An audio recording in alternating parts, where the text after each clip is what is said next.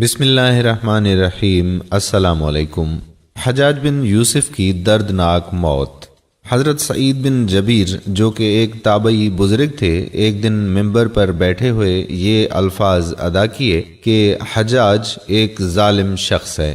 ادھر جب حجاج کو پتہ چلا کہ آپ میرے بارے میں ایسا گمان کرتے ہیں تو آپ کو دربار میں بلا لیا اور پوچھا کہ کیا تم نے میرے بارے میں ایسی باتیں بولی ہیں؟ تو آپ نے فرمایا ہاں بالکل، تو ایک ظالم شخص ہے۔ یہ سن کر حجاج کا رنگ غصے سے سرخ ہو گیا اور آپ کے قتل کے احکامات جاری کر دیے۔ جب آپ کو قتل کے لیے دربار سے باہر لے کر جانے لگے تو آپ مسکرا دیے۔ حجاج کو ناگوار گزرا۔ اس نے پوچھا کیوں مسکراتے ہو؟ تو آپ نے جواب دیا کہ تیری بے وقوفی پر جو اللہ تجھے ڈھیل دے رہا ہے اس پر مسکراتا ہوں۔ حجاج نے پھر حکم دیا کہ اسے میرے سامنے ذبح کر دو۔ جب خنجر گلے پر رکھا تو آپ نے اپنا رخ قبلہ کی طرف کیا اور یہ جملہ فرمایا، اے اللہ میرا چہرہ تیری طرف ہے، تیری رضا پہ راضی ہوں۔ یہ حجاج نہ موت کا مالک ہے اور نہ زندگی کا۔ جب حجاج نے یہ سنا تو بولا کہ اس کا رخ قبلے کی طرف سے پھیر دو۔ جب قبلے کی طرف سے رخ پھیرا تو آپ نے فرمایا کہ یا اللہ رخ جدھر بھی ہو تو ہر جگہ موجود ہے، مشرق و مغرب ہر طرف تیری حکمرانی ہے۔ میری دعا ہے کہ میرا قتل اس کا آخری ظلم ہو، میرے بعد اسے کسی پر مسلط نہ فرمانا۔ جب آپ کی زبان سے یہ جملہ ادا ہوا اس کے ساتھ ہی آپ کو قتل کر دیا گیا اور اتنا خون نکلا کہ دربار تر ہو گیا۔ ایک سمجھدار بندہ بولا کہ اتنا خون تب نکلتا ہے جب کوئی خوشی خوشی مسکراتا ہوا اللہ کی رضا پر راضی ہو جاتا ہے۔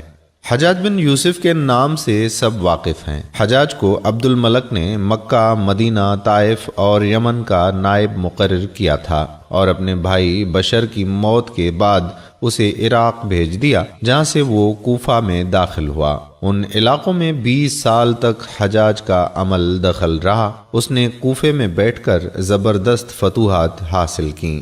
اس کے دور میں مسلمان مجاہدین چین تک پہنچ گئے۔ حجاج بن یوسف نے ہی قرآن پاک پر آراب لگوائے۔ اللہ تعالیٰ نے اسے بڑی فصاحت و بلاغت اور شجاعت سے نوازا تھا۔ حجاج حافظ قرآن تھا، شراب نوشی اور بدکاری سے بچتا تھا۔ وہ جہاد کا دھنی اور فتوحات کا حریص تھا، مگر اس کی تمام اچھائیوں پر اس کی ایک برائی نے پردہ ڈال دیا تھا، اور وہ برائی کیا تھی؟ وہ تھی ظلم۔ حجاج بہت ظالم تھا۔ اس نے اپنی زندگی میں ایک خون خوار درندے کا روپ دھار رکھا تھا۔ ایک طرف موسیٰ بن نصیر اور محمد بن قاسم کفار کی گردنیں اڑا رہے تھے، اور دوسری طرف وہ خود اللہ کے بندوں، اولیاؤں اور علماء کے خون سے ہولی کھیل رہا تھا۔ حجاج نے 1,20,000 انسانوں کو قتل کیا۔ اس کے جیل خانوں میں ایک ایک دن میں 80,000 ہزار قیدی ایک وقت میں ہوتے، جن میں سے 30,000 عورتیں تھیں۔ اس نے جو آخری قتل کیا وہ عظیم تابعی اور زاہد و پارسا انسان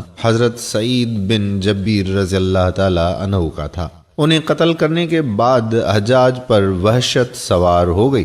وہ نفسیاتی مریض بن گیا تھا۔ حجاج جب بھی سوتا حضرت سعید بن جبیر اس کے خواب میں آ کر اس کا دامن پکڑ کر کہتے کہ اے دشمن خدا، تو نے مجھے کیوں قتل کیا؟ میں نے تیرا کیا بگاڑا تھا؟ جواب میں حجاج کہتا کہ مجھے اور سعید کو کیا ہو گیا ہے۔ اس کے ساتھ حجاج کو وہ بیماری لگ گئی جسے زمہریری کہا جاتا ہے۔ اس میں سخت سردی کلیجے سے اٹھ کر سارے جسم پر چھا جاتی ہے۔ وہ کانپتا تھا۔ آگ سے بھری انگیٹھیاں اس کے پاس لائی جاتی تھیں اور اس قدر قریب رکھتی جاتی تھیں کہ اس کی کھال جل جاتی تھی، مگر اسے احساس تک نہیں ہوتا تھا۔ حکیموں کو دکھانے پر انہوں نے بتایا کہ پیٹ میں سرطان ہے۔ ایک طبیب نے گوشت کا ٹکڑا لیا اور اسے دھاگے کے ساتھ باندھ کر حجاج کے حلق میں اتار دیا۔ تھوڑی دیر بعد دھاگے کو کھینچا تو اس گوشت کے ٹکڑے کے ساتھ بہت عجیب نسل کے کیڑے چمٹے ہوئے تھے، اور اتنی بدبو تھی جو پورے 1 مربع میل کے فاصلے پر پھیل گئی۔ درباری اٹھ کر بھاگ گئے۔ حکیم بھی بھاگنے لگا۔ حجاج بولا تو کدھر جاتا ہے؟ علاج تو کر۔ حکیم بولا تیری بیماری زمینی نہیں آسمانی ہے، اللہ سے پناہ مانگ حجاج۔ حجاج جب مادی تدبیروں سے مایوس ہو گیا تو اس نے حضرت حسن بصری رحمت اللہ علیہ کو بلوایا اور ان سے دعا کی درخواست کی۔ وہ حجاج کی حالت دیکھ کر رو پڑے اور فرمانے لگے، میں نے تجھے منع کیا تھا کہ نیک بندوں کے ساتھ چھیڑ چھاڑ نہ کرنا، ان پر ظلم نہ کرنا، مگر تو باز نہ آیا۔ آج حجاج عبرت کا سبب بنا ہوا تھا۔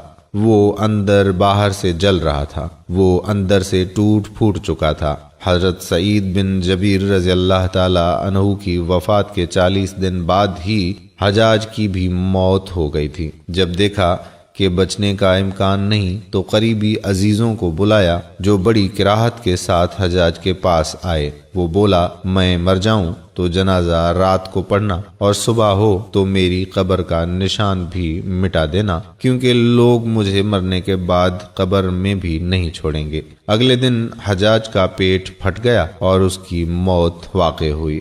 اللہ پاک ظلم کی رسی دراز ضرور کرتا ہے، لیکن جب ظالم سے حساب لیتا ہے تو فرشتے بھی خشیت الہی سے کانپتے ہیں، عرش ہل جاتا ہے۔ اللہ ظالموں کے ظلم سے ہم سب کو محفوظ رکھے، آمین ثم آمین۔ میرے دوستو، امید کرتے ہیں کہ ہماری آج کی یہ ویڈیو آپ کو ضرور پسند آئی ہوگی۔ پسندیدگی کا سب سے بہترین اظہار یہ ہے کہ اس ویڈیو کو لائک کریں، ویڈیو کو شیئر کریں اور نیچے دیے گئے کمنٹ باکس میں اپنے کمنٹس ضرور تحریر کریں۔